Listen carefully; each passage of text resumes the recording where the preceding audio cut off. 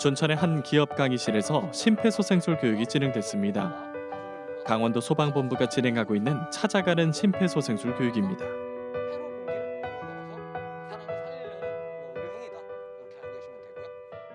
이번에 안타까운 일이 있어가지고 이태원 사고 있었잖아요. 그것 때문에 사람들이 심폐소생술로 그래도 많은 사람들 살렸다고 도움이 됐다고 그래가지고 저도 배우고 싶어서 참여하게 됐습니다. 이태원 참사를 계기로 중요성이 강조되고 있는 심폐소생술.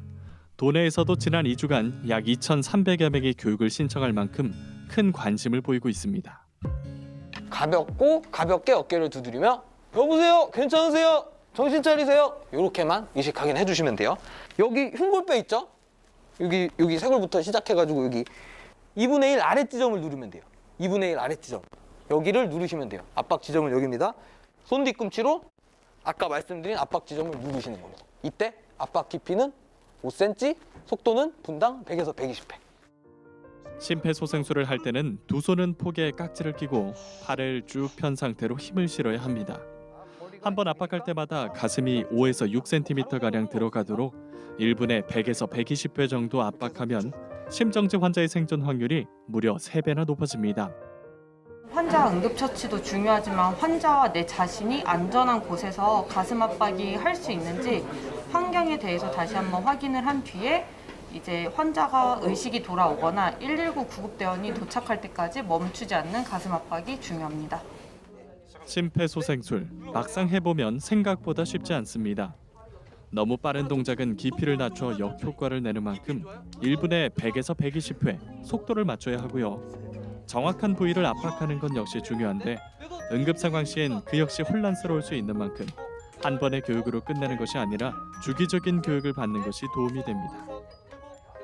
실제로 해보니까 진짜 힘들어요. 생각하는 것보다 깊이 넣어야 되고 이완하는 것도 힘들고 힘듭니다. 나중에 이런 누군가 쓰러져서 위급 상황이 있으면 배운 걸 써서 사람을 살리는데 쓸 수 있을 것 같습니다. 종종 심폐소생술로 인해 골절 같은 합병증이 발생하고 그로 인한 문제가 생길 수 있어 심폐소생술을 주저하는 경우도 있는데요. 전문가들은 염려할 필요가 없다고 이야기합니다. 선의의 응급의료에 대한 면책이라는 법이 있기 때문에 혹시 그런 상황이 발생하더라도 법이라는 테두리 안에 보호를 받을 수 있기 때문에 안심하고 초기 대응을 해주시면 좋겠습니다. 일명 선한 사마리아인 법. 응급의료에 관한 법률 제5조 2항에 의거해 구조자가 보호받을 수 있는 만큼 심정지 환자를 발견했을 때는 주저하지 말고 심폐소생술을 실시해야 합니다. 심폐소생술에 대한 도민들의 관심이 많은데요. 도내 18개 소방서와 소방학교에서는 심폐소생술 상설교육장을 운영하고 있습니다. 찾아가는 방문교육을 원하시는 기관, 단체에서는 가까운 소방서를 문의하시면 직접 실습해보는 교육이 가능합니다. 절체절명의 순간 누군가의 생명을 구하는 심폐소생술. 심정지 환자를 살리는 가장 중요한 응급처치 심폐소생술은 타인의 생명을 살리는 가장 이타적인 행동입니다. 생명을 살리는 4분의 기적을 위해 심폐소생술 교육에 동참해보는 건 어떨까요?